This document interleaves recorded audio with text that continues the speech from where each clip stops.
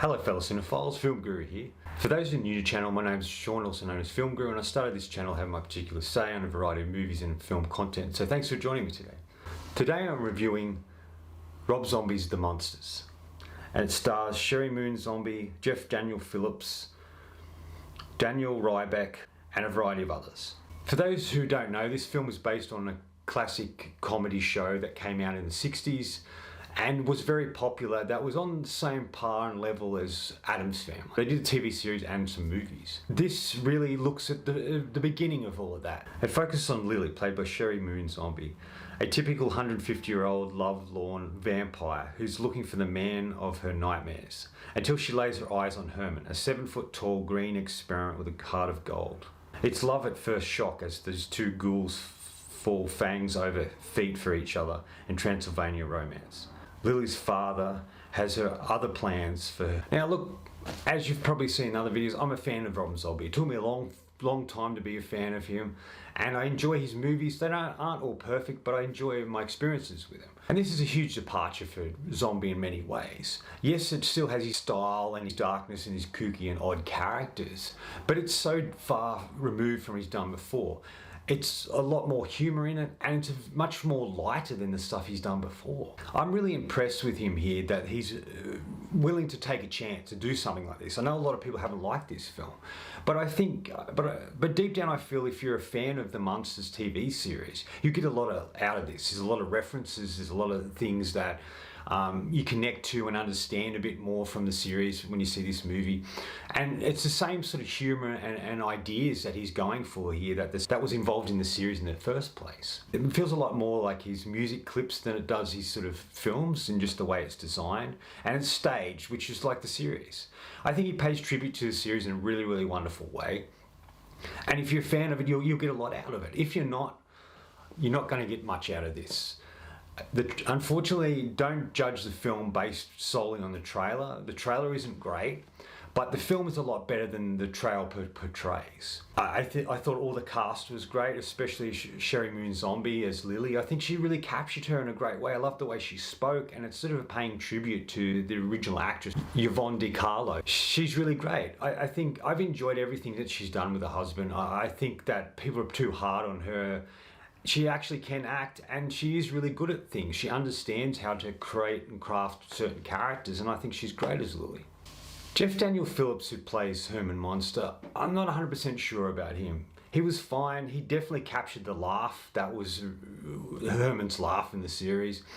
And he does have a feeling and look about him, and he does play a kind of a bumbling idiot quite well, but there's just something about him that doesn't sit completely true for me.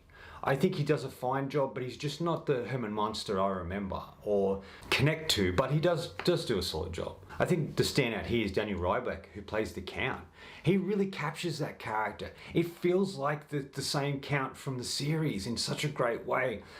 His humour works, his delivery works, the lines that he's given and the way he plays the character just all works and accumulates to a really fascinating portrayal of an interesting character. His jokes are really great, and everything about him felt authentic and real. It took me a little while to grow and enjoy Sheri Moon Zombie's performance as Lily, but there's just something about the Count that's the most fascinating thing about the film. I like it's sort of a prequel to the series. It shows how Lily and Herman first met. It shows how Herman was made, and it sort of has a Frankenstein feel about it, where you sort of have the Frankenstein-esque character and you know, Igor and the creation of this Herman character. I thought was very clever. I love the look and feel of the film. I love that it felt sort of creepy and odd and dark, but kind of fun. It first opens up on a graveyard, which is really a great shot, and then reveals these characters. They're trying to find a particular corpse, and I love that. Some of the humour worked, some of it didn't, some of it felt a bit forced and a bit flat, but I felt it was really great. I think Zombie was really trying to do something different, and he really captured something interesting here.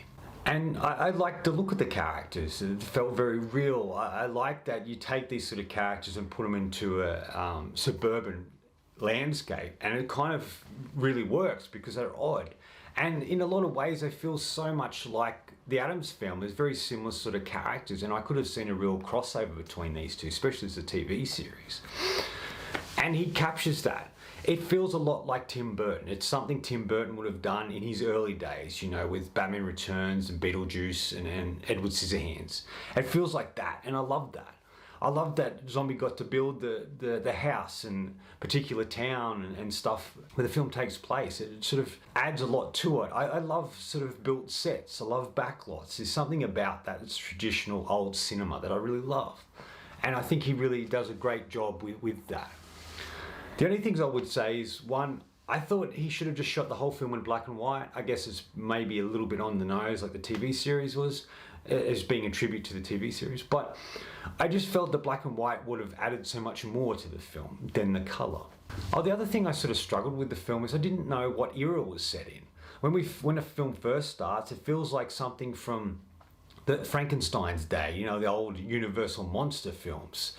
But then there was some modernisms to it, where they're talking about dating profiles and a variety of other things. And I thought it was like how a lot of the times they take these sort of films that are set in a different era or period, and they modernize them by putting in certain things, which I'm really starting to dislike, because I just feel that that's just trying to be funny with modern things, and I don't know if I like that.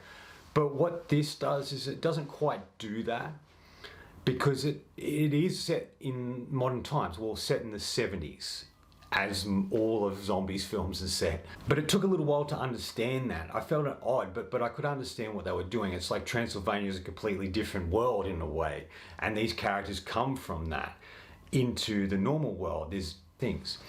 But it took me quite a while to understand that. And I don't know if that ultimately worked, especially with the beginning of the film, but I could see what he was doing and what he was going. And the other thing I liked is so many of the actors play multiple characters, and I thought that was really good. Like that he has this troupe of actors that he uses all the time, and they're always really good and interesting. I think this is the best role that Sheri Moon Zombie's had since playing Mrs. Myers in Zombies Halloween, and also Baby in the Firefly trilogy.